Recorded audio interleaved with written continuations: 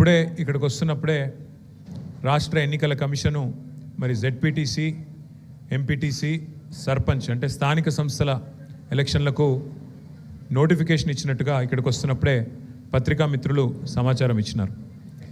గల్లీ ఎలక్షన్ అయినా ఢిల్లీ ఎలక్షన్ అయినా నాకైతే ఇవాళ రాష్ట్రంలో ఉన్న వాతావరణం చూస్తూ ఉంటే, ఎందుకంటే సరిగ్గా 10-12 రోజుల కిందట గద్వాల పోయినాం. అక్కడ మన పార్టీ నుండి గెలిచిన ఎమ్మెల్యే కాంగ్రెస్ కండువా కప్పుకొని కాంగ్రెస్ పార్టీలో రేవంత్ రెడ్డి గారికి అండగా నిలబడితే గద్వాలలో ఉండే స్థానిక నాయకులందరూ కలిసి మేమున్నాం, మీరు రండి, ఇక్కడ ప్రజల అభిప్రాయం ఏందో మీరు తెలుసుకోండి అంటే ఒక 10-12 రోజుల కింద గద్వాల పోయినాను. తర్వాత నిన్న అచ్చంపేటలో అక్కడ గతంలో మన పార్టీ నుంచి 2 సార్లు శాసనసభ్యుడిగా గెలిచిన నాయకుడు పార్టీ మారితే అక్కడ కూడా స్థానిక నాయకత్వం మేమందరం ఉన్నామన్నా, ఒక నాయకుడు పోతే ఏమీ అయ్యేది లేదు, పోయేది లేదు, మీరు రండి, మా సత్తా చూపెడతామంటే నిన్న అచ్చంపేట పోయినా.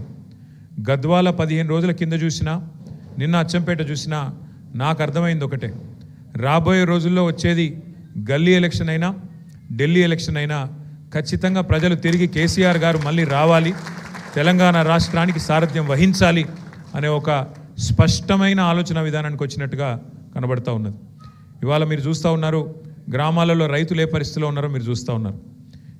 మనం ఎప్పుడో గతంలో కాంగ్రెస్ ప్రభుత్వం ఉన్నప్పుడు చూసాం, 2014 ముందు ఎరువుల కోసం లైన్లు కట్టి ఎరువుల కోసం యుద్ధాలు చేసే పరిస్థితి గతంలో ఉండేది.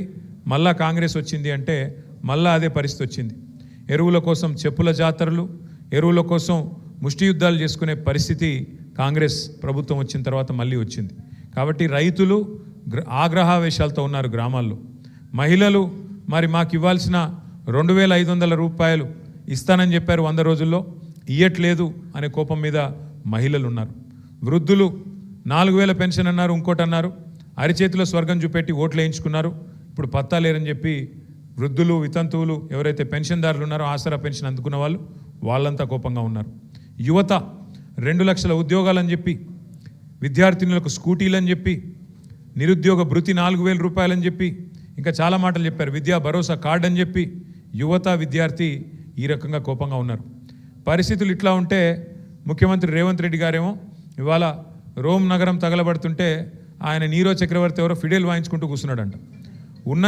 ఉన్న ఊరే బాగాలేదు మీ నాయకత్వంలో, చెత్తదీసేటోడు లేడు, స్ట్రీట్ లైట్స్ వెలిగించేటోడు లేడు, ఆఖరికి మోరీలు పొంగుతుంటే ప్రజల మోరీల్లో కొట్టుకొని పోతుంటే ఉన్న నగరాన్నే పట్టించుకునే నాదుడు లేడు ఇవాళ మున్సిపల్ మంత్రిగా రేవంత్ రెడ్డి గారు ఉంటే. కానీ ఆయనేమో కొత్త నగరాలు కడతా అని చెప్పి నిన్న శంకుస్థాపన లేచి ఏందో ఊదరగొట్టే ఉపన్యాసాలు ఇస్తూ ఉన్నాడు. నేను ఫ్యూచర్ సిటీ కడతా, ఇది కడతా, అది కడతా. ఉన్న నగరం చూడమంటే ఇది చాతనైతే లేదు, ఉన్న నగరాన్ని ఏమో ఉద్ధరించే పరిస్థితి లేదు, కానీ కొత్త నగరాన్ని కడతానని చెప్పి ఇవాళ పోజులు కొడతా ఉన్నారు. నేను మీ అందరినీ ఆలోచించమని కోరేది ఒకటే, అది ఏ ఎన్నికైనా కావచ్చు, గల్లీ ఎన్నిక కావచ్చు, ఢిల్లీ ఎన్నిక కావచ్చు, మధ్యలో రేపు మనకు వచ్చే జూబ్లీహిల్స్ ఉప ఎన్నిక కావచ్చు, వాస్తవాలుగానే ఉంటాయి. వాస్తవాలు ఏంటి అంటే, ఒకసారి మనం చరిత్ర పుటల్లోకి తిరిగి చూస్తే ఖచ్చితంగా భారతదేశం మొత్తంలోనే తెలుగువారంటూ ఉన్నారు అని భారతదేశం మొత్తానికి తెలిసేలాగా చేసిన నాయకుడు ఎవరు అంటే నిర్ద్వందంగా చెప్పొచ్చు అన్న ఎన్టీ రామారావు గారు. ఆనాడు తెలుగుదేశం పార్టీ పెట్టడంతో ఆనాడు భారతదేశంలో తెలుగువారికంటూ ప్రత్యేకత తెచ్చింది అన్న నందమూరి తారక రామారావు గారు. ఆ తర్వాత మళ్ళీ తెలంగాణ వాడంటూ ఉన్నాడు అని దేశానికి పరిచయం చేసింది ఎవరంటే ఖచ్చితంగా మన నాయకుడు కేసీఆర్ గారు అని చెప్పక తప్పదు. తెలంగాణ అస్తిత్వ పతాకని మరి పతాకాన్ని హిమాలయాల స్థాయిలో ఎగరేసి ఒక ప్రజా పోరాటాన్ని నిర్మించి 14 సంవత్సరాల పాటు అప్రతిహతంగా పోరాటం చేసి రాష్ట్రాన్ని సాధించడమే కాదు, సాధించిన ఆ రాష్ట్రాన్ని అభివృద్ధిలో 10 ఏళ్ల తన పాలనలో అగ్రభాగాన పెట్టింది కేసీఆర్ గారు. మీ అందరికీ తెలుసు, మరి ఎన్నికలు ఎప్పుడొచ్చినా ఏ రకంగా వచ్చినా ఎదుర్కోవడానికి పార్టీ ఎప్పుడు సిద్ధంగానే ఉంటుంది. మరి ఇప్పుడు స్థానిక సంస్థల ఎన్నికలు వచ్చాయని చెప్తున్నారు, అది కూడా ఎదుర్కొందాం. ప్రజల మతిమరుపు మీద కాంగ్రెస్ పార్టీకి అపారమైన విశ్వాసం ఉంది. వాళ్ళు ఏమనుకుంటున్నారంటే, మేము ఎన్నికల ముందు చెప్పినవన్నీ ప్రజలు మర్చిపోయారు, ఎన్నికలకు ముందు ఏదైతే మేము అరచేతిలో వైకుంఠం చూపెట్టి ప్రజల్ని మోసం చేసి ఓట్లు తెచ్చుకున్నామో ఆ విషయం అంతా ప్రజలు మర్చిపోయారని చెప్పి కాంగ్రెస్ పార్టీ వాళ్ళు అనుకుంటా ఉన్నారు. ఎన్ని మాటలు చెప్పారో కాంగ్రెస్ వాళ్ళు మర్చిపోయారు, కానీ ప్రజలు మర్చిపోలేదు. అందుకే నిన్న ఒక వినూత్నమైన కార్యక్రమాన్ని తీసుకున్నాం.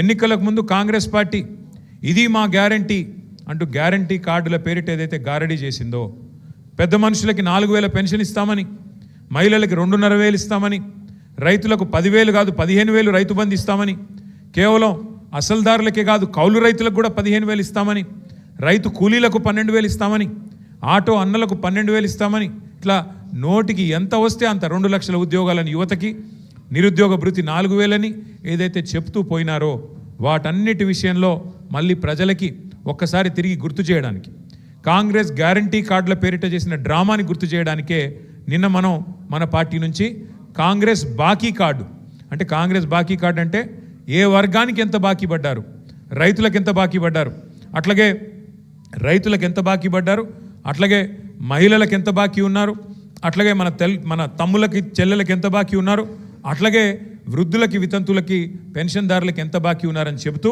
ఇవాళ కాంగ్రెస్ బాకీ కార్డు పేరిట రైతు భరోసా ఎంత బాకీ పడ్డారు, నిరుద్యోగులకు ఎన్ని ఉద్యోగాలు ఎంత బాకీ పడ్డారు, ₹1,00,000 కేసీఆర్ గారు పెళ్లికిస్తే కళ్యాణ్ లక్ష్మి పేరిట షాదీ ముబారక్ పేరిట మేము తులం బంగారం ఇస్తామన్నారు. మరి ఇప్పుడు 8 లక్షల పెళ్లిళ్ళు అయినాయి, 8 లక్షల తులాల బంగారం బాకీ పడ్డాడు రేవంత్ రెడ్డి కాంగ్రెస్ ప్రభుత్వం. ఇట్లా ప్రతి వర్గానికి ఎంత బాకీ ఉన్నది ఈ ప్రభుత్వం అంటూ ఈ బాకీ కార్డులు నిన్నటి నుంచే ఒక ఉద్యమ రూపంలో ఇంటింటికి మనిషికి చేర్చడానికి మనం తీసుకున్నాం. నేను సోమాజిగూడలో నేను లక్ష్మారెడ్డి గారిని కోరుతా ఉన్నాను, రమణ గారిని కోరుతా ఉన్నాను, ప్రదీప్ చౌదరిని, ఇవాళ వారితో పాటు చేరిన తమ్ములందరినీ కూడా కోరుతా ఉన్నాం. మరి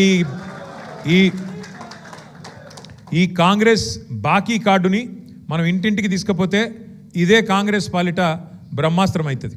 వాళ్ళు చెప్పినారు ఎన్నికలకు ముందు అభయహస్తం అన్నారు, మమ్మల్ని గెలిపించండి మాది అభయహస్తం అన్నారు. ఇవాళ ప్రజలకు అర్థమైపోయింది ఇది అభయహస్తం కాదు, భస్మాసుర హస్తం, ఇది శూన్యహస్తం, దీనివల్ల ఒరిగేదేం లేదని అర్థమైంది.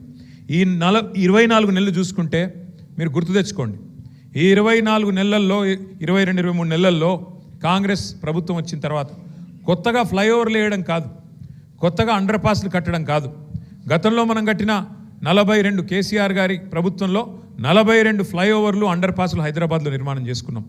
కొత్తగా ఒక్కదాన్నైనా వీళ్ళు కట్టారా, కొత్తగా ఒక్క ఇటుకన్నా వీళ్ళు పెట్టారా, కొన్ని కొత్త ఫ్లైఓవర్లు కొత్త అండర్ పాస్లు కట్టడం కాదు, ఉన్న రోడ్లనన్నా సరిగ్గా మెయింటైన్ చేస్తున్నారా అంటే ఈరోజు ఆ పరిస్థితి కూడా లేదు.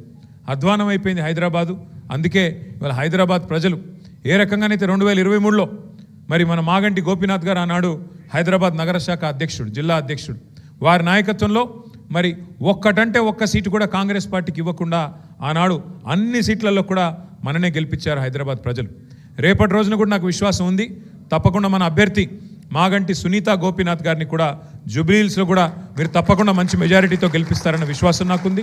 అట్లాగే తిరిగి కేసీఆర్ గారు ముఖ్యమంత్రి కావాలి అనే ఆకాంక్ష ఏదైతే ప్రజల్లో కనబడుతున్నదో అది అచ్చంపేట కావచ్చు, గద్వాల కావచ్చు, ఆదిలాబాద్ కావచ్చు, భద్రాచలం కావచ్చు, రాష్ట్ర నలుమూలల ఏదైతే ఆకాంక్ష కనబడుతున్నదో ఆ ఆకాంక్షకు అనుగుణంగా మనందరం కనుక ఈ రాబోయే 1-2 సంవత్సరాలు పనిచేసినట్టయితే తిరిగి సంక్షేమ అభివృద్ధి బాటన మళ్ళీ కేసీఆర్ గారి నాయకత్వంలో మనకి ముందుకు పోయేదానికి ఆస్కారం ఉంటుంది. కాబట్టి ఈ 1-2 సంవత్సరాలు మరి తమ్ముళ్ళు ప్రదీప్ చౌదరి లాంటి తమ్ముళ్ళ చేరిక వల్ల కూడా మన పార్టీ మరింత బలోపేతమై ముందుకు పోయేదానికి ఆస్కారం ఉంటుందని చెప్పి కూడా తెలియజేస్తూ మళ్ళొకసారి ప్రదీప్ గారిని వారి వెంబడ వచ్చిన యువ మిత్రులందరికీ కూడా పార్టీలోకి హృదయపూర్వకంగా సాదరంగా స్వాగతం చెబుతూ మళ్ళీ మా ఆడపడుచులందరికీ కూడా ఇవాళ సద్దుల బతుకమ్మ శుభాకాంక్షలు.